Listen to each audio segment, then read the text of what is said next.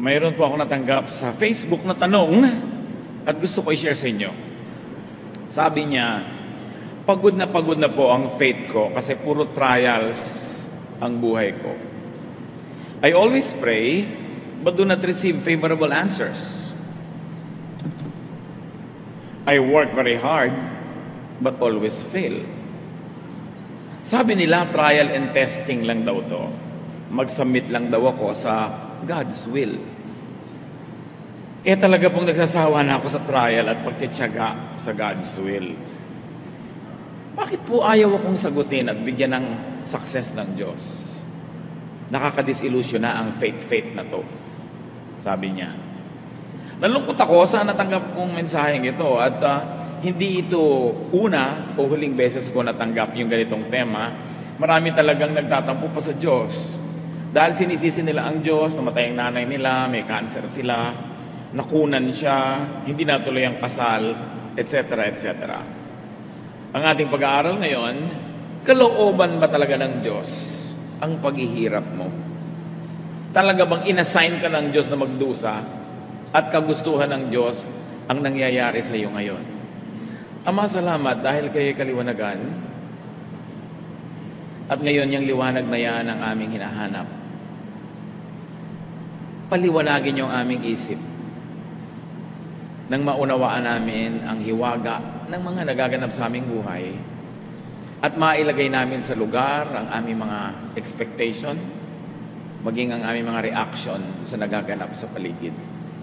Teach us. Forgive us our sins. Give us a clean slate on which you will write your truth. Forgive us our shortcomings. Punuan niyo po ang aming mga kakulangan at ngayon, bigyan niyo kami ng liwanag. Kayo ang siyang mangusap, tinig niyo lamang ang siyang manaig, at nawa, Panginoon, pagalingin niyo ang mga damdamin, ang mga karamdaman ng aming puso, at palakasin ang aming pananalig. Inaalay namin sa iyong oras na ito ang aming atensyon. Teach us, akayin niyo po kami. Sa ngalan ng iyong anak na si Jesus, nananalangin kaming umaasa na tatanggapin ang aming hinihiling. Ano po ba ang pinagmumulan ng dismaya sa God's will? Bakit maraming nawawala ng gana, nadidisillusion? Una, maling katuruan. Maling paniniwala na personal na sinasadya ng Diyos ang kaliit-liitang nangyayari sa buhay ng tao. Yung bang sabing, sinadyang gawin sa iyo ng Diyos yan. Ini-assign ka na lagi nalang mabigo sa pag-ibig. Pinag-iinitan ka ng Diyos, dinadagukan ka ng langit, dinadaganan ka ng mga anghel. Ito isang pag-aakalang bawat nagaganap sa buhay ay itinakda ng Diyos. Naka-assign po ba ako maging old maid? Talaga bang nakatalaga akong lagi nalang malugi, mabigo? Yung bang pag-aakalang bawat hindi nagaganap sa buhay mo ay ipinagkakait ng Diyos? Bakit ayaw ako ng Diyos magtagumpay? Ba't ayaw niya akong pumasa sa board? Pag inakala natin na lahat ng nangyayari ay ginagawa ng Diyos at hindi nangyayari, ipinagkakait niya, nagiging tuloy God ang dapat sisihin. Yan ang attitude ng maraming tao. Walang katwiran ang paniniwalang ito. Labag ito sa matuwid na karunungan. Dahil hindi bawat sandali ay nagpapasya ang Diyos kung ano ang mangyayari at hindi mangyayari sa mundo. Pagka nadulas ka sa gilid ng isang mataas na building at nandun ka sa labas, hindi na kailangan magpasya ang Diyos na ihulog ka. Mahuhulog ka. Pag lumulon ka ng blade, hindi na kailangan magpasya ang Diyos na mahihiwa ang lalamunan mo. Mahihiwa yon. Pag naglakad ka sa isang napakadilim na kalye, oras ng gabi kababae mong tao, hindi kailangan magpasya ang Diyos na mapariwara ka. Pwedeng mangyari yon. Kusa at mag-isang umiinog ang mundo. Hindi na kailangan magpasya ang Diyos every minute kung uulan o araw. May batas na ang kalikasan. Hindi na kailangan magpasya ang Diyos sa pagka nakakain ka ng marumi, masisira ang tiyan mo. So lahat ng nasisira ang tiyan ngayon, let's say, 10 million people around the world, isa-isang pinagpasyahan ng Diyos na masisira ang tiyanong 10 milyong tao na yon. Pinamamahalaan ng sangnilikha ang sarili niyang buhay. Umaandar ang mundo, ang mga planeta, sa mga nakatakda ng mga batas. Hindi na kailangang utusan ng Diyos na sumikat ang araw at lumubog tuwing gabi o umikot ang mundo o lumabas ang buwan. Minsan lang niyang inutos yun, umaandar na yun ang automatic. Ayaw mong ma-sunburn, maglakad ka sa gabi, huwag sa araw. Ayaw mong mabasa, huwag kang pumunta sa ulanan nang wala kang payong. Ayaw mong umulan sa kasalan mo, huwag kang magplano ng tagulan. Tapos dasal ka ng dasal sa Diyos na huwag umulan. Matagal na niyang inuto sa paghunyo, maraming ulan. Huwag ka dun magtapat ng kasal. O ang gawin mong trahe de boda, kapote. Nagsasariling umiiral ang mga batas kalikasan at batas espiritual. Ang kailangan, malaman mo kung paano yun umiiral. Ang tinikling, ang singkil, para hindi ka maipit ng kawayan, alam mo ang bilang. Sa tinikling, open, open, close. Open, open, close. Pag mali ang hakbang mo, maiipit ka. Kaya sinasayaw natin yan bilang redemptive dance. Ang itinuturo, sumunod ka sa nakatakdang batas na hindi ka maipit. Ganon din ang buhay. Mali ang timing ng pasok mo, mamamaga talaga ang mga bukong-bukong mo kaiipit. Pero yung tama ang pasok, hindi siya maiipit. Minsan lang sa panahon ng paglikha ng ipinwesto at pairalin panghabang panahon ang mga batas na ito ng buhay. Hindi na yan iniiba-iba pa. Kasama dyan ang paraan kung paano ang sang sinuko ba'y iinog, mapapanatili, magtutuwid, magkukumpuni at magpapagaling sa sarili. So matagal lang inutos na pagka inubos mo ang mga ahas, dadami ang palaka.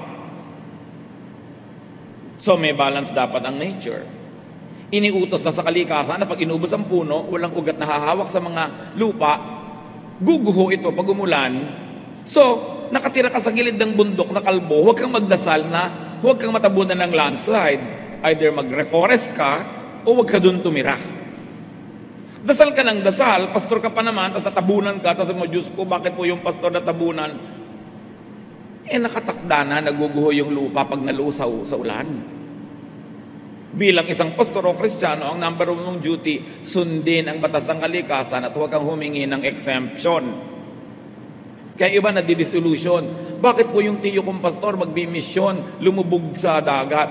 Tag-ulan, malakas ang alon, nung tumawid siya, malakas talaga ang chances na lumubog siya kahit pa siya ang pinakabanal na tao sa balat ng lupa. There are laws of physics, mathematics, chemistry, laws of energy, gravity, ecology, biology, astronomy, etc., etc. Nakapwesto ang mga pamamaraan. Jeremiah 33:25. Ngunit sinabi ko naman, itinakda ko ang araw at gabi at tiyak na kaayusan sa langit at lupa. Nakatakda. Nakita nyo yung Apollo 11 nakapag-landing sa buwan? Ang Earth umiikot, ang buwan umiikot, parehong gumagalaw sila. Umalis sa Earth yung sasakyan, naglanding sa buwan, tamang-tama, kasi may batas na kung ano ang speed ng lakad ng Earth, ang lakad ng Moon, at meron ding batas yung speed ng sasakyan nila, kailangan tama ang count para ka makaswak at makarating. Because creation is automatic. Hindi ka nag-aral, may board exam, dasal ka ng dasal na pumasa ka. Ang tawag doon, pag nangyari, himala. At alam nyo kung anong himala?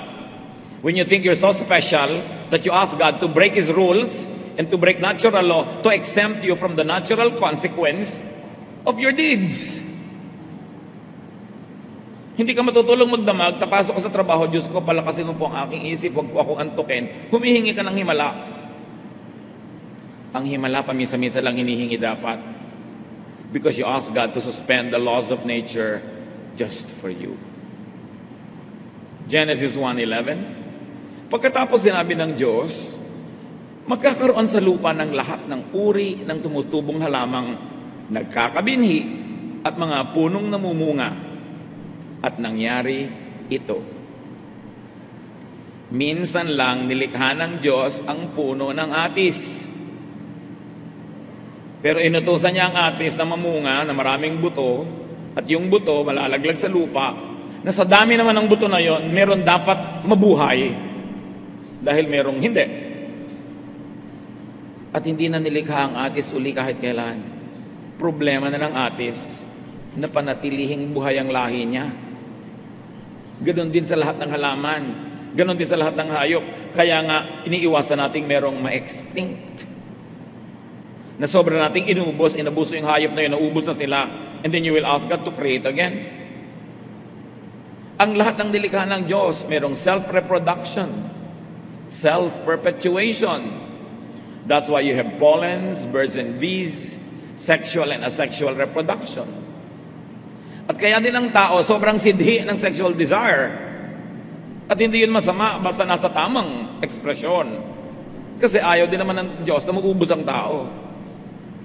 Ang hirap yata mag-sex, kaya kailangan masarap.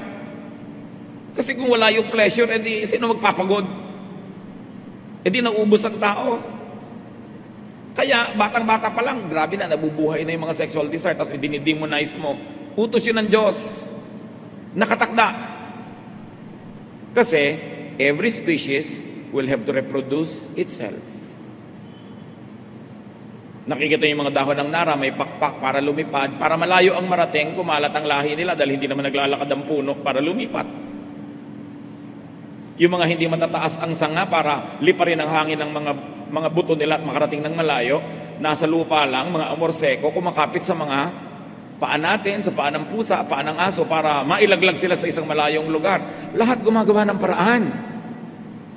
Ang buko, ang taas-taas, edi pag nalaglag, mababasag, kaya ang kapal ng bunot.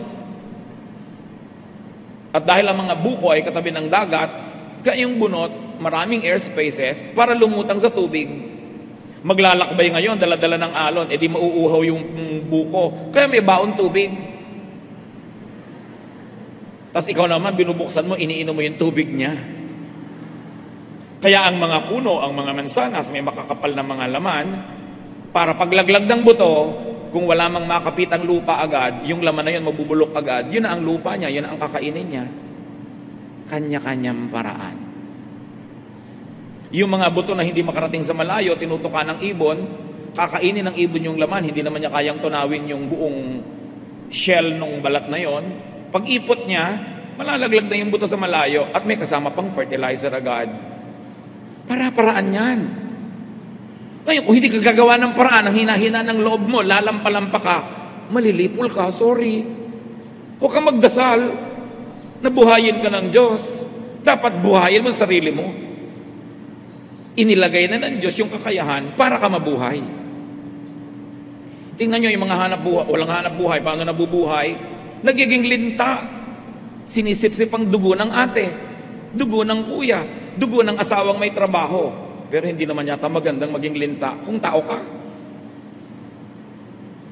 Kanya-kanya. Mangangaral, isapito.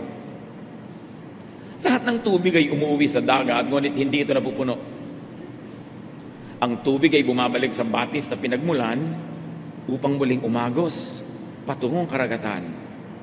Since creation, since Adam and Eve, not one drop of water has entered the planet, or not one drop is left.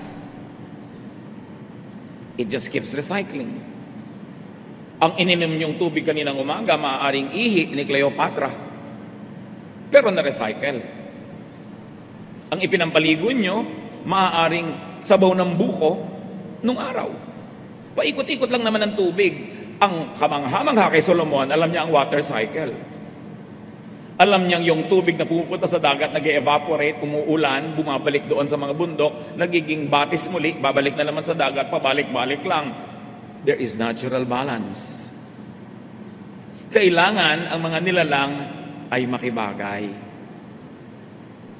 Makiayon, hindi lumaban sa kalikasan. May water cycle. So ang buhay mo may cycles din. May panahon na mahina ka, matulog ka, lalakas ka. Paggising mo, malakas ka na naman, magtatrabaho ka, hihina ka na naman. Cycles lang. Pero pag lagi kang gising, hindi ka natutulog, mamamatay ka. Kailangan may cycle. Nalolobat ka, recharge. Na-charge ka na, trabaho ka uli. Life cycles are on automatic. Ipinapahinga ang katawan, kumakain ka para may gastusin kang energy. Nananatili ang buhay ng sangnilikha sa pamamagitan ng walang patid na paikot-ikot na pagbabagong buhay ng lahat. Pagsilang, pagpaparami, panganganak, at pagkamatay. Huwag sumama ang loob mo pag may namatay kang mahal sa buhay. Ano, gusto mo mabuhay siyang 3,000 years? E di lahat ng kinain niya hindi na babalik sa lupa. Walang recycling. Kaya nga ang kinain mo magiging lupa ka uli dapat. Unfair nga yung sobrang embalsamado. Hindi ka na babalik sa lupa. Ilalagay ka pa sa ataol na metal. Yung mga kinain mong element ng lupa hindi na babalik. Hindi na papakinabangan ng iba. The planet sustains itself through non-stop recycling. Oxygen becomes carbon dioxide. Hihinga ako palabas, naging carbon dioxide yon. Hihingahin naman ang halaman yon papasok. Dahil kailangan niya ng carbon dioxide. I-exhale niya, magiging oxygen. Kailangan ko yung oxygen, i-inhale ko, i-exhale ko uli, carbon dioxide na naman. So ikaw lang at isang pasong halaman, kaya nyo nang mabuhay together. Basta palitan kayo ng hininga. Kaya pag inuubos mo ang halaman, nawawalan tayo ng oxygen. Ang hirap gumaling sa mga ubo-ubo, sakit-sakit pag nasa city na walang halaman. Kasi wala ka nang mahingang oxygen, puro carbon, hindi nga dioxide, carbon monoxide. Yun ang lumalabas sa mga tambucho ng mga sasakyan, nalalason ka pa. Kaya kayo nandito sa bulwagan ng Panginoon, sa Folk Arts, bago kayo umalis, pumunta kayo sa mga ilalim ng puno, huminga kayo ng huminga, dahil maraming oxygen. Kailangan mo ng oxygen therapy. So may water cycle, may composition and decomposition.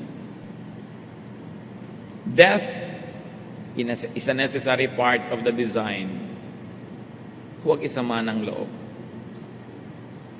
Kung hindi naman mamamatay at mga agnas ang nilalang, walang mangyayaring recycling. Alam niyo ba kung lahat ng ninuno nating nauna ay na hindi namatay?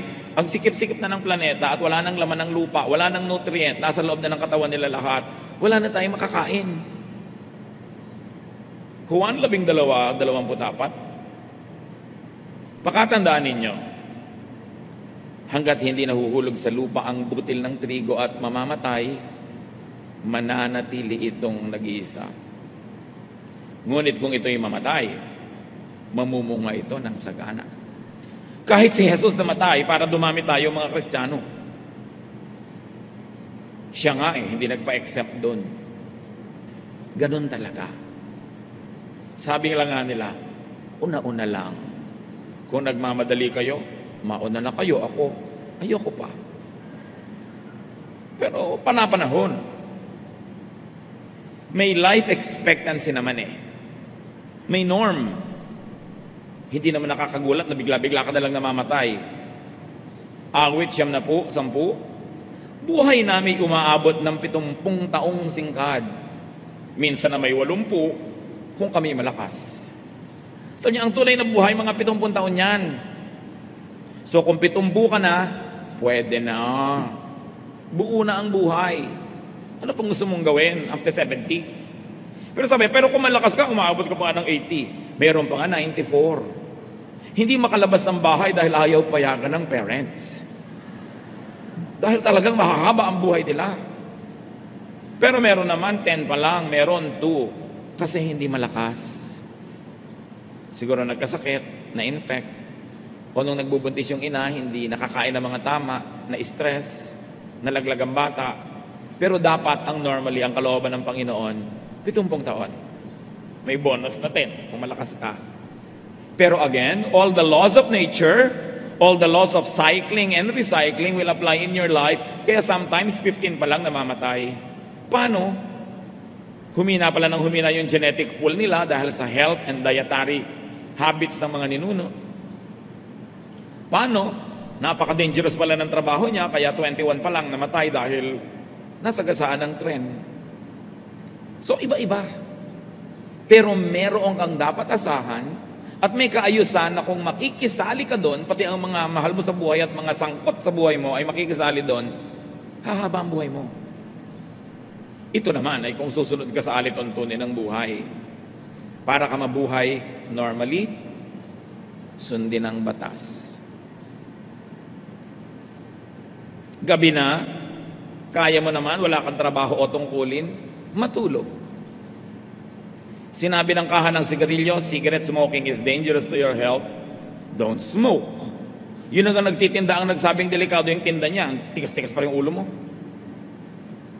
Sinabi na huwag kumain ng mga pagkain na may food color, additives, carcinogens, sige ka pa rin.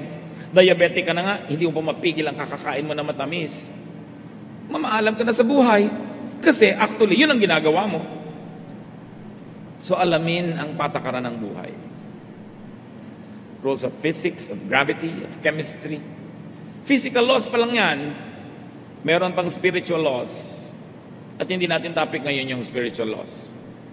Pero ang mahalaga lang mga kapatid, don't get in the way of nature. Nature says, pag hindi ka nag-aral, wala kang isasagot sa exam, huwag ka magtampo sa Diyos kung bumagsak ka. Nature says, na kahit nag-aral ka, hindi naman lahat ng itinanong mo, yun ang isasagot. Hindi lahat ng inaral mo, yun ang itatanong. So, tsambahan. Huwag ka rin magtampo. Huwag kang bumalandra sa kidlat, sa buhawi, o sa rumaragas ang agos. Talo ka. Matuto kang kumanlong pag malakas ang kalaban. Huwag kang magpakalat-kalat sa deadly bacterial or viral infection. Huwag kang makipaglaro sa mga intestinal worms and diseases. Kain ka ng street food na hindi ka tiyak kung ligtas, kaka-hepatitis ka, kain ng isaw, nakakain may mga hilaw na mga itlog na mga bulate. So, pag nagkabulate ka, huwag kang magdamdam. Huwag kang bumalanda sa gutom na buhaya o leon o pating. Ano mangyayari sa'yo pag hindi mo iginalang yung mga yan? Magiging host ka sa kanilang life cycles. Hihititin nilang yung lakas. You would be reduced to being a snack of some crocodile kasi gusto at kailangan din nilang mabuhay. Walang personalan. Gutom ang buhaya, pakalat-kalat ka, naging merienda ka. Walang personalan. Walang magagalit sa Creator. Nakatakda lahat yun. Ang sawa, alam nyo ba na ang ngipin ng sawa, ang direksyon ng ngipin ng sawa, papasok. Papasok sa lalamunan niya, hindi palabas. Kasi habang nilululon ka niya, at pumilit mong lumabas, doon ka lang matutusok. So para huwag kang masaktan lumabas, susuot ka na lang, susuot sa loob, hanggang ma-digest ka na niya. Pati ang ngipin niya, nakapwesto para siya manalo. So huwag kang kumalat doon. Nag-aalaga ka ng sawa sa bahay, katulad napapanood mo kumisan sa TV. Tapos magtataka ka kamisan yung anak mo na wala. Tapos pagdating mo yung sawa nagtututpick.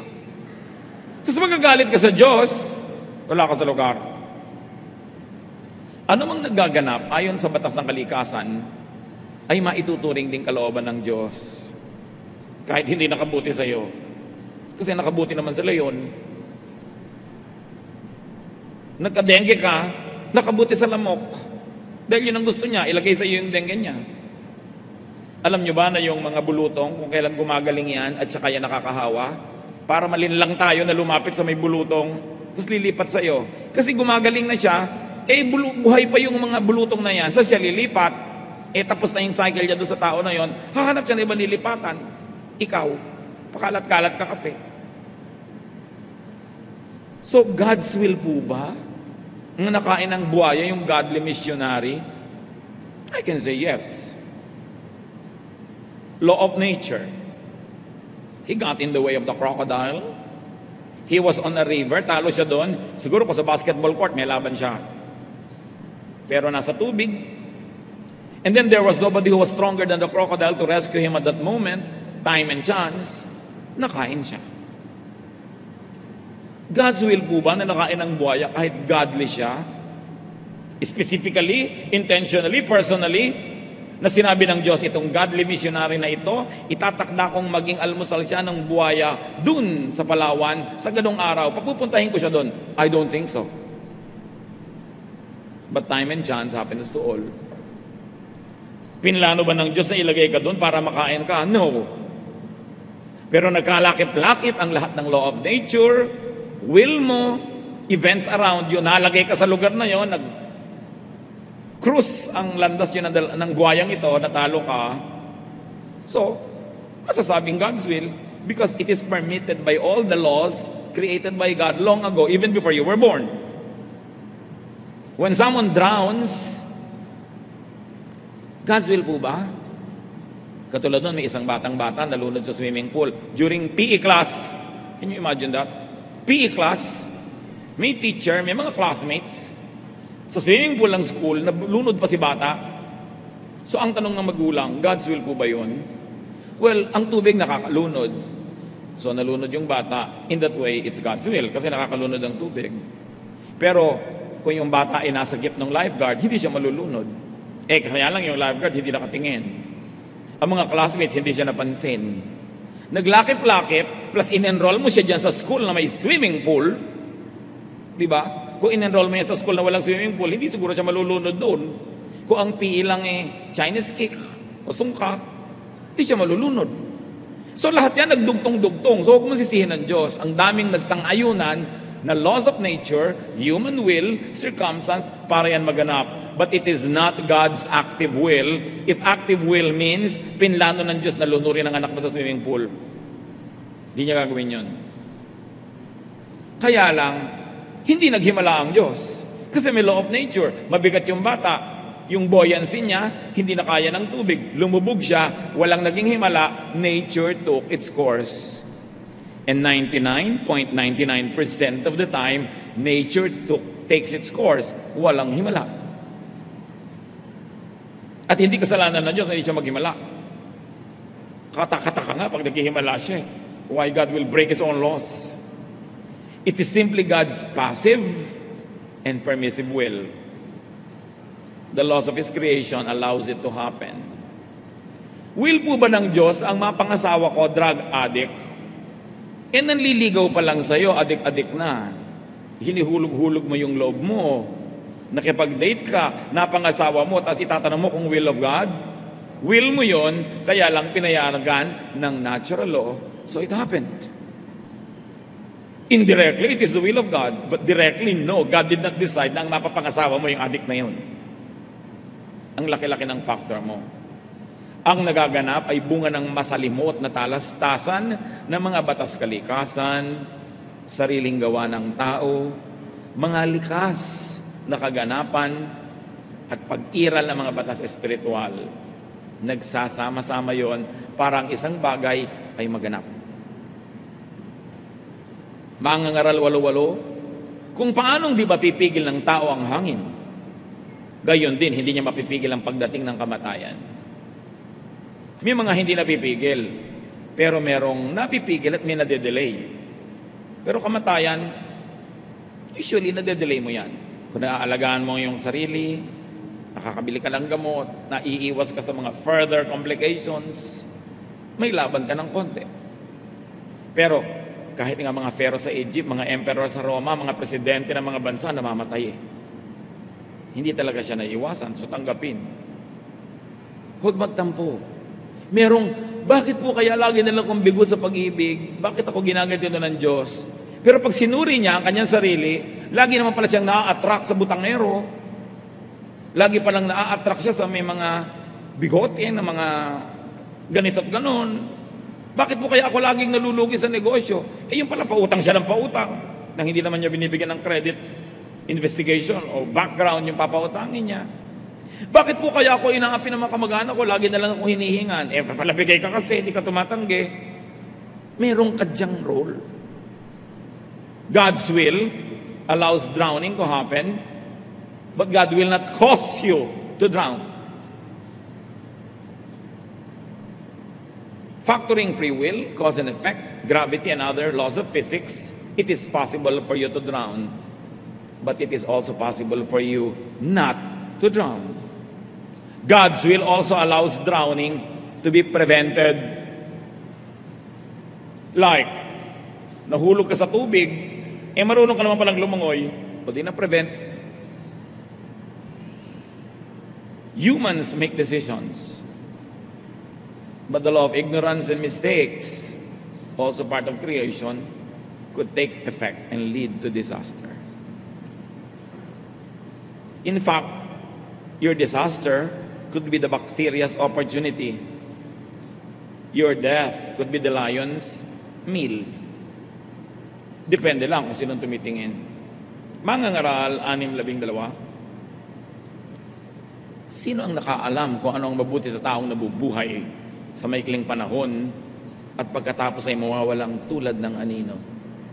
Oo nga naman. Maraming unknown.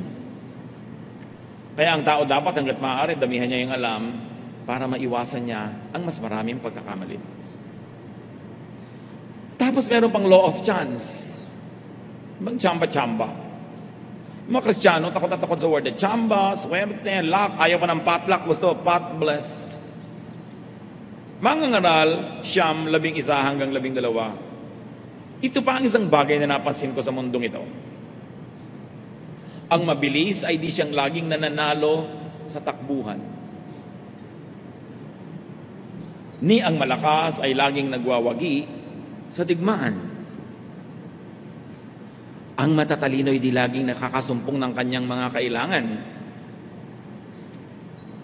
At di lahat ng marunong ay yumayaman. Napapansin ko rin na di lahat ng may kakayanan ay nagtatagumpay. Lahat ay dinarat na ng malas. Hindi alam ng tao kung kailan ang kanyang takdang oras. Siya'y tulad ng isang nasusukloban ng lambat. Siya'y tulad ng isang isdang nasusukloban ng lambat at ibong nahuhuli sa bitag. Ang tao ay parang nahuhulog sa patibong sa biglang pagdating ng masamang pagkakataon. So niya, hindi lahat may reason, hindi lahat logical. Sabi niya, sa hinabahaba ng buhay ko at sa tinatalino kong ito, sabi ni Solomon, napansin ko na yan. Hindi lahat ng mabilis tumakbo mananalo sa karera. Hindi lahat ng marunong magkakapera.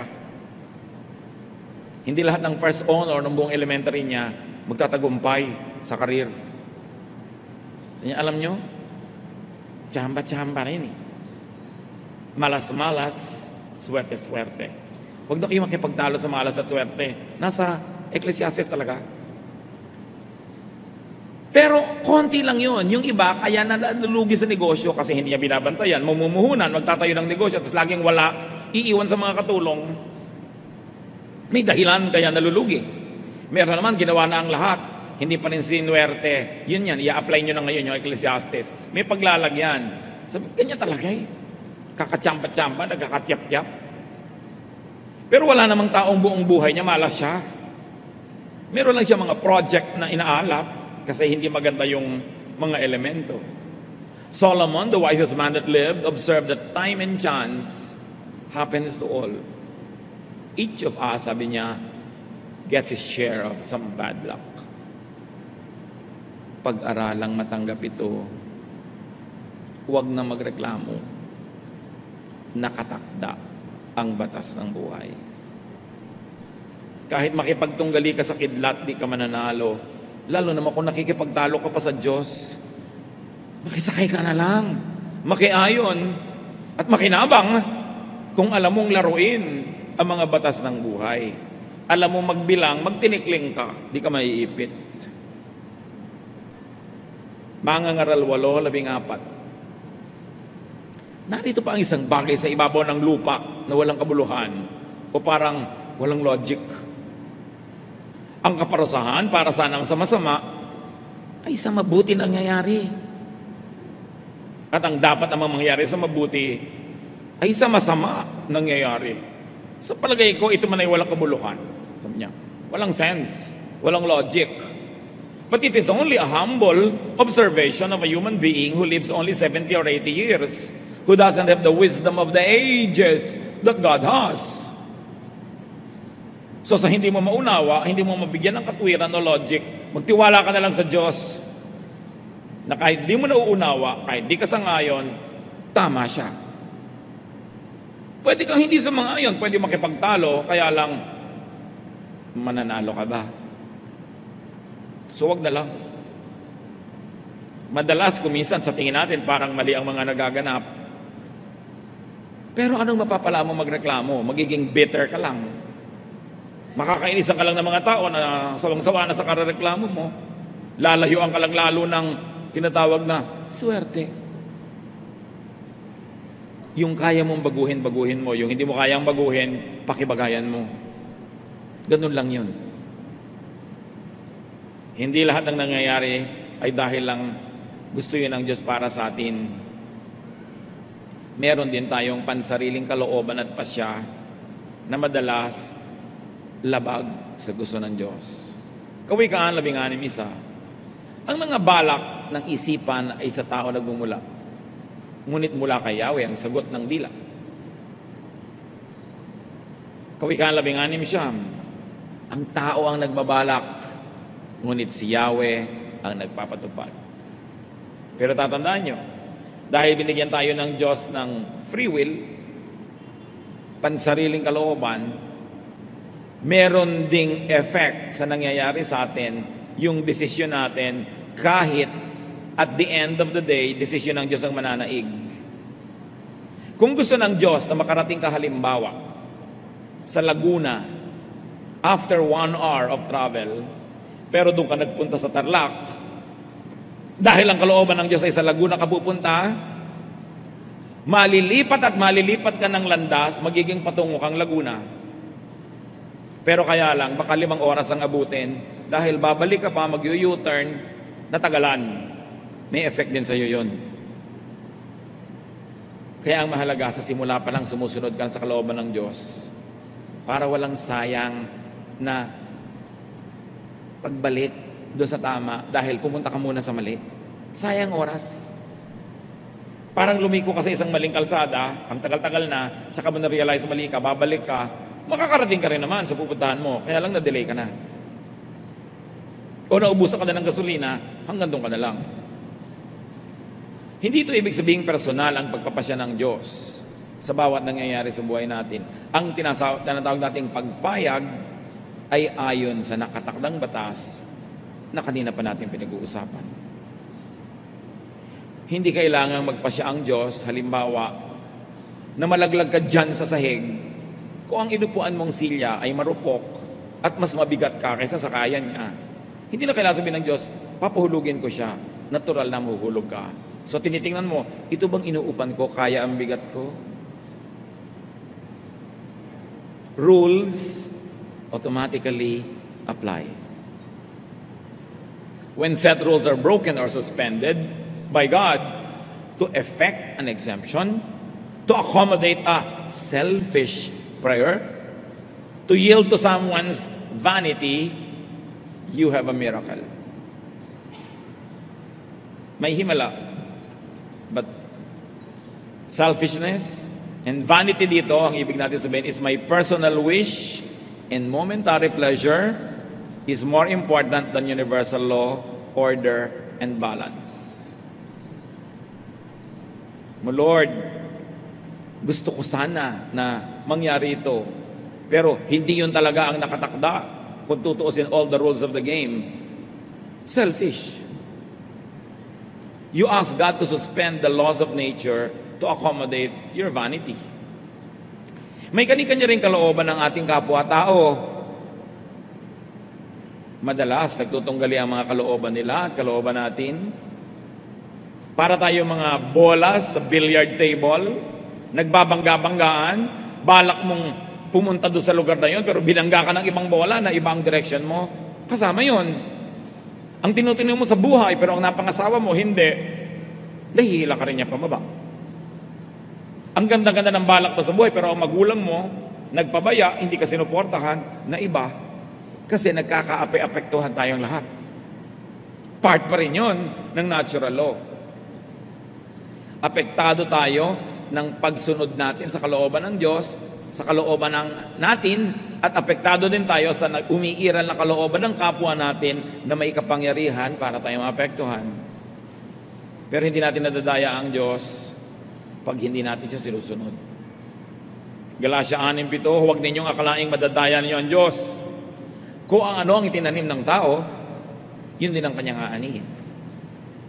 So gusto mong umani ng mabuti, natural law, magtanim ka ng mabuti. Ganun lang yon. Sumali ka sa chismisan, huwag kang magtaka mamaya kung bigla kang nadamay sa gulo. Sumali ka eh. So, bumalik tayo sa tanong kanina. God's will ba na ikaw ay mabigo? Masaktan? Mahirapan? No. Jeremiah 29:11, for I know the plans I have for you, declares the Lord. Plans to prosper you and not to harm you. Plans to give you hope and a future.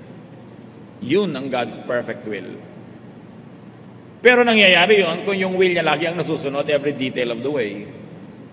His will expressed in His Word, His will expressed in moral law, and His will expressed by natural law, plus your will yielding to that will, and the will of people who affect you yielding to that will, mangyayari yun. Madalas yun nabibigo dahil somewhere along the way, somebody does not obey God. God's will is everything permissible to happen within the life systems God designed, including inputs from nature, other living beings, design of each creature, including capacities, gifts, tendencies, natural desires, and reactions due to genetic dictation. Verbatim ko yan inilagay sa notes nyo dahil yan ang isinagot ko doon sa Facebook sa tanong. Further, God's will is whatever could be achieved employing human personal will, which God created and allowed to make choices. Reviewin nyo na lang mamaya kung nosebleed. Diba? God's will is anything that could result from the interactions of all these elements of life. The possibilities of God's will are nearly infinite as God Himself. While it is possible for the divine to make specific calls to some specific creatures for some specific purpose at specific time frames, that kind of imposed God's will is not typical and definitely not the rule for all.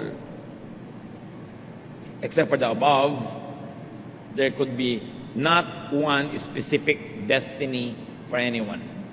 Like one specific pre-chosen life partner that you have to meet serendipitously, that one suffering or happiness is God's specific will for a person. That would make us just glorified robots.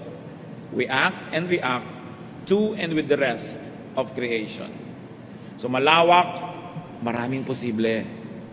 Everything in creation also acts, reacts, and interacts with everything else.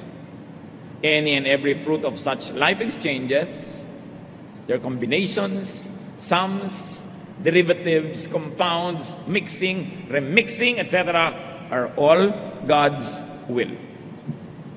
So, God's will po kaya sa akin ni Lord, itong nakakurbata kong office mate, possible, pero hindi ka naman ipinanganak para siya lang ang maging partner mo.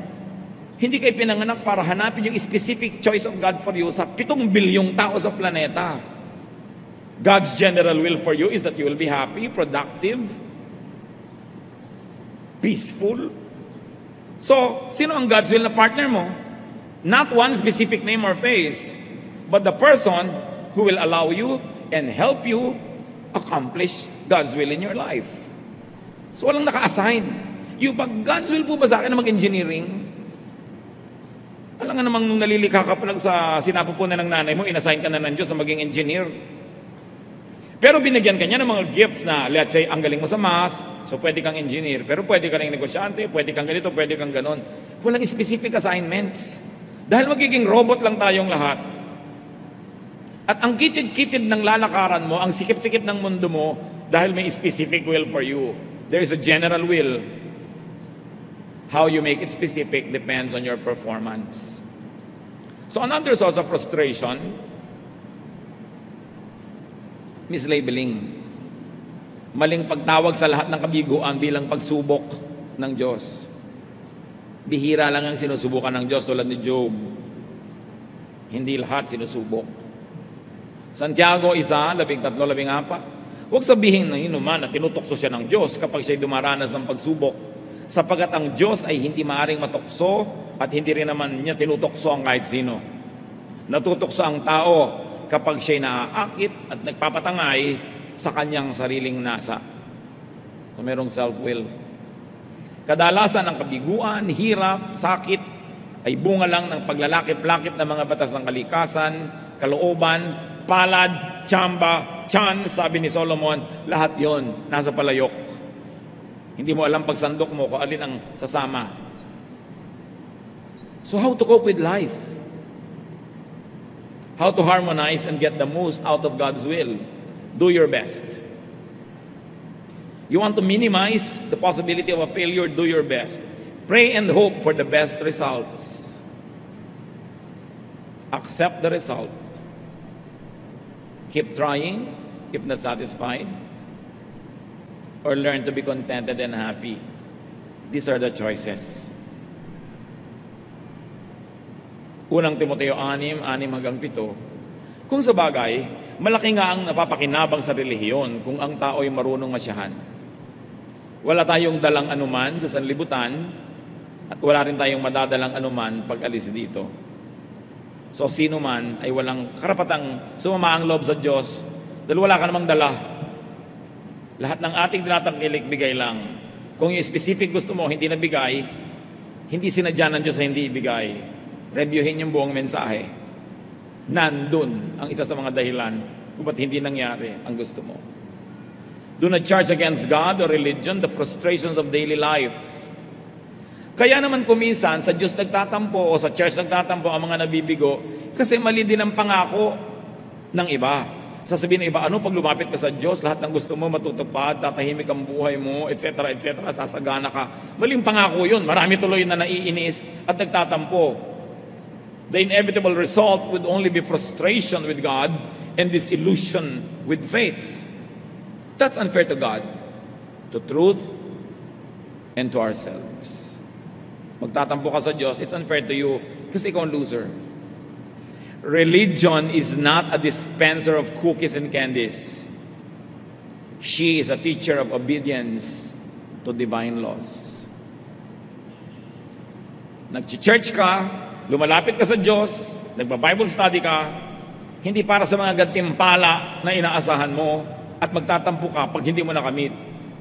Lumalapit ka sa Diyos para maturuan ka kung paano magiging masunurin, hindi para humingi ng humingi ng humingi.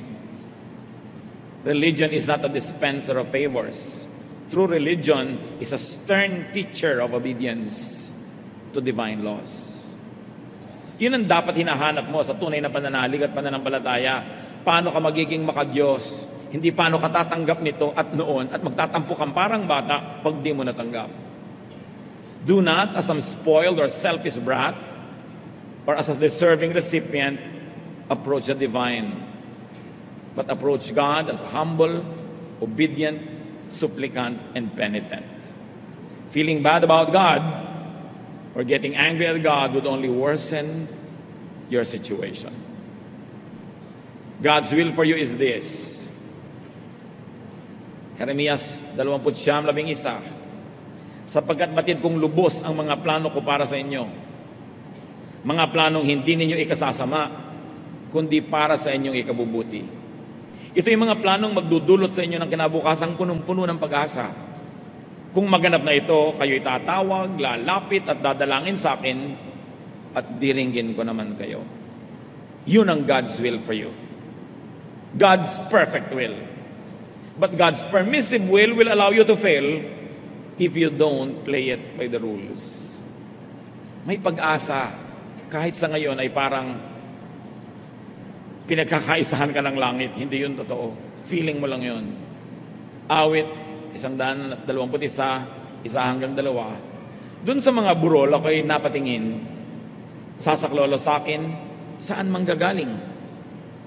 Ang hangad ko'y tulong kay Yahweh magmumula sa Diyos na lumikha ng langit at lupa. Now, that is one great divine law that God helps us. Kalooban ba ng Diyos ang paghihirap mo? Yes and no. Depende kung paano mo titingnan. Pero meron kang kapangyarihan na baguhin yan dahil ang tunay na gusto ng Diyos para sa iyo ay yung mabuti. Ama sa langit, salamat sapagkat maganda ang layo ninyo para sa amin. Tulad ng mga magulang na maganda ang plano para sa mga anak, pero ang mga anak ay dapat mag-cooperate. Dapat sumunod. Dapat tulungan ang mga sarili nila. Ituro mo sa amin ito, Panginoon, at kung meron sa amin mga nagtatampo, nagagalit sa inyo, patawarin niyo po kami. Papagliwanagin ang kadimlan ng aming isip, palayain kami sa kasinungalingan na meron kaming dapat ipagtampo. Teach us, Lord, to observe all the laws that you have set before even we were born, so we can get the most out of life and we can give you pleasure. Pagbulay-bulayan sa mandali ng katahimikan ang kahulugan ng lahat ng ito sa ating personal na buhay.